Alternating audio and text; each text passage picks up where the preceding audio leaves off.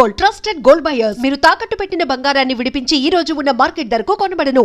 మీకు ఇన్‌స్టాగ్రామ్ నుంచి మీ ఫ్యాన్స్ నుంచి ఇప్పటిదాకా వచ్చిన మోస్ట్ బ్యూటిఫుల్ కామెంట్ ఏంటారు? Smile smile smile smile smile continues. అసలు ప్రతి రీల్లో మినిమం మీరు డాన్స్ చేసినా ఏం చేసినా ఏం చేసినా, అసలు ఫేస్ జూమ్ ఇన్ రీల్స్ చేసినా, ఏం చేసినా, వ్లాగ్ చేసినా సరే ఖచ్చితంగా నాకు 100 కమెంట్స్ ఉంటే అందులో ఒక 60 కమెంట్స్ స్మైల్ అయి ఉంటుంది. స్మైల్ ఖచ్చితంగా స్మైల్ ఉంటుంది. దట్స్ నాదంతా మా మమ్మీ నుంచే. ఇప్పటిదాకా మమ్మీ ఫేస్ రివీల్ చేయలేదు, నేను ఖచ్చితంగా చేస్తాను సూన్.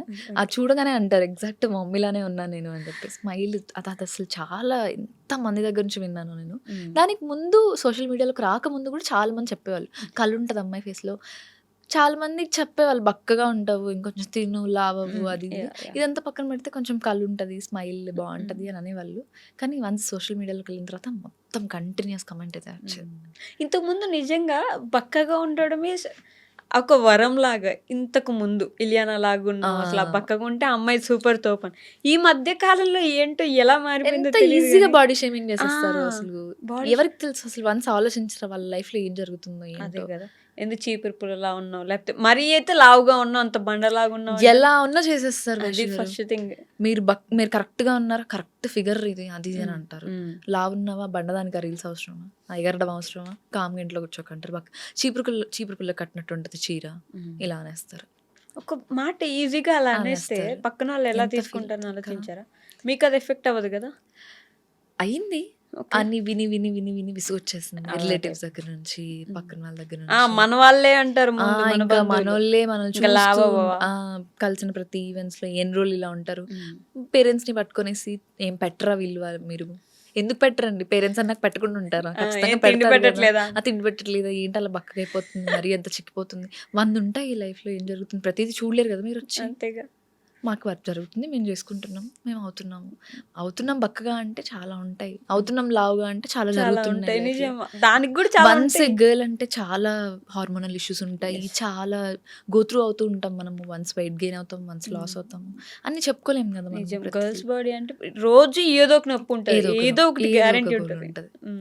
అది అర్థం చేసుకోరు, అనేస్తారు ఒక మాట. సింపుల్ గా అనేస్తారు. హోప్ఫుల్లీ కొంచెం చేంజ్ అయితే బెటర్ మన చాలా సొసైటీ. మంది నాకు ద మోస్ట్ హ్యాపీయెస్ట్ థింగ్ ఏంటంటే బాయ్స్ కొంతమంది స్టాండ్ తీసుకొని ఉమెన్ బాడీ షేమింగ్ గురించి కానీ, ఉమెన్ ఫ్రీడమ్ గురించి కానీ మాట్లాడే వాళ్ళు ఉంటారు. వాళ్ళందరికీ హ్యాట్స్ ఆఫ్. అసలు వాళ్ళని వాళ్ళే మారుస్తున్నారేమో ఈ జనరేషన్ అని అనిపిస్తుంది.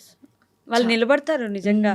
ఎందుకు ఇప్పుడు అలా ఉంటే ఏమైంది? ఎవరేమన్నారు అది exactly.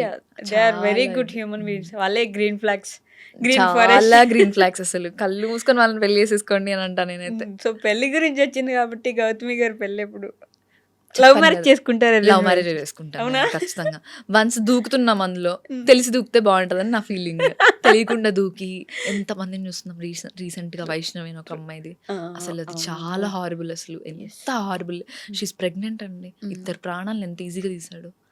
నాకు అలాంటి తలుచుకుంటేనే భయం వస్తుంది, పెళ్ళంటేనే భయం వస్తుంది. అది మాత్రం నిజం. పెళ్ళంటేనే ఒక భయం వచ్చేసింది. అందుకే ఖచ్చితంగా నేను మా పేరెంట్స్ కి కూడా చెప్పేశాను, నాకు 24 ఇయర్స్ కాబట్టి నేను చేసుకుంటే లవ్ మ్యారేజ్ చేసుకుంటాను. ఎందుకంటే తెలిసి దూకితే ఒక ఇది ఉంటుంది, మనం తెలియకుండా చేసేసుకుంటాము.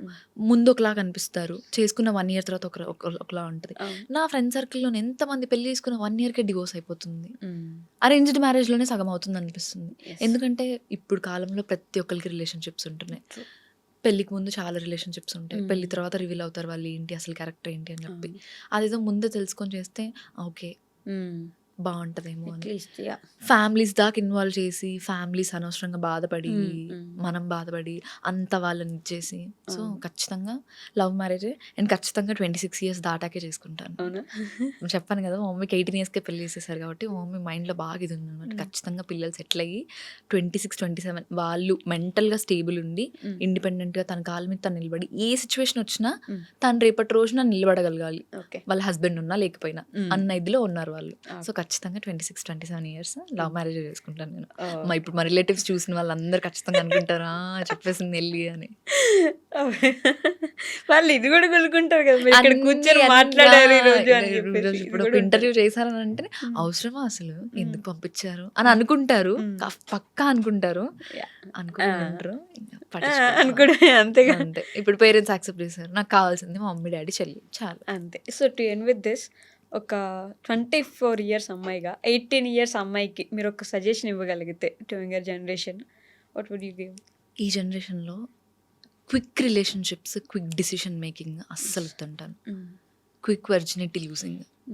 16, 18 ఇయర్స్‌కే ఏంటండి చాలామంది ప్రెగ్నెంట్ అయిపోయి దాన్ని ఫేస్ చేయలేక పేరెంట్స్ ముందు ఇప్పుడు ఒకప్పుడు మనకు అవన్నీ భయం పేరెంట్స్ ముందు మాట్లాడాలంటే. ఇప్పుడు యాజ్ ఏ నేను 2000 బార్న్ అయినా సరే ఇంట్లో పెళ్లి మ్యాటర్ వచ్చినా, లవ్ మ్యాటర్ వచ్చినా నాకు ఒక కైండ్ ఆఫ్ ఫీలింగ్ ఉంటుంది.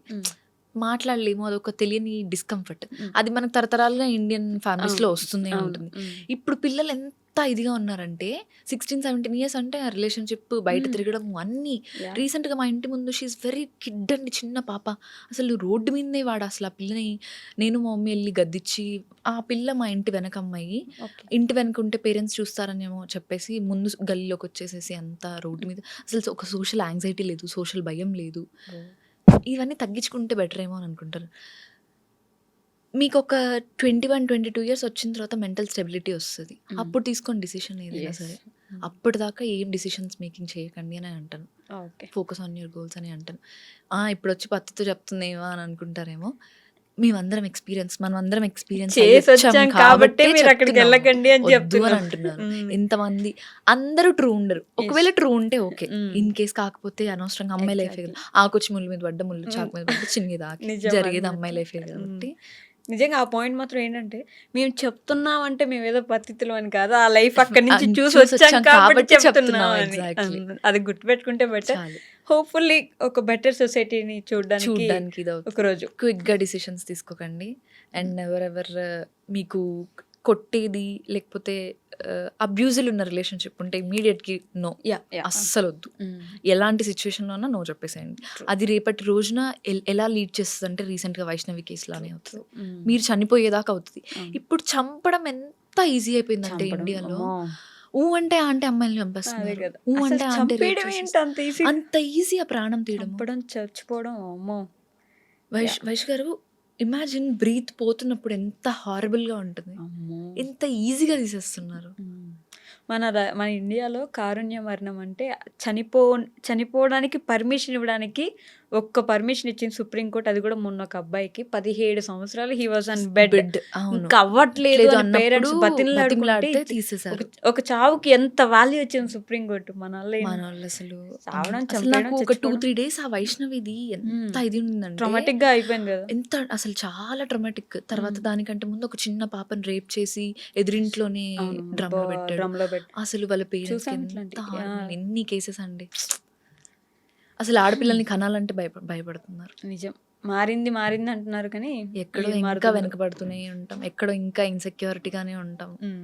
ఎక్కడో ఇంకా స్టిల్ పేరెంట్స్కి గుండెల్లో భయం ఉంటూనే ఉంటుంది ఆడపిల్లల విషయంలో. ఇంత ముందుకెళ్తున్నాం. So to end with this అంతే. మరి ఇంత ఏమంటారు బాగా కోపంగా ఒక మంచి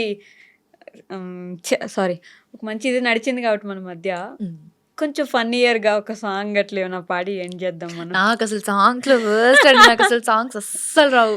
నేను వాయిస్ ఓవర్ ఇచ్చేటప్పుడు కూడా నాకు బర్రె గొంతు నన్ను నేను తిట్టుకుంటాను. సాంగ్స్ అస్సలు అస్సలు అవ్వని పని అసలు ఫోన్లేండి. ఎవరు మీ ఫేవరెట్ హీరో అసలు? చూస్తారా?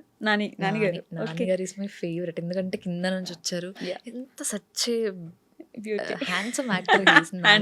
ఫేవరెట్. నేను US లో ఉన్నప్పుడు ప్రమోషన్ కని వచ్చారు. నాన్నగారి కోసం నేను ఇలినాయిస్ నుంచి మిస్సోరీకి వెళ్ళి కలవలేదు, కాకపోతే దూరం నుంచి చూసుకొని వచ్చేసాను. చూసారు. ఈ క్లిప్ పెడతాను నాన్నగారు, ప్లీజ్ మా కమెంట్ సెక్షన్ లో జస్ట్ హాయ్ అని పెట్టినా మేము హ్యాపీగా ఫీల్ అవుతాం. Please say hi to Gautami గారు, నాని గారు. నేను చెప్తున్నాను ఈసారి ఎప్పుడైనా చెప్పేస్తారు.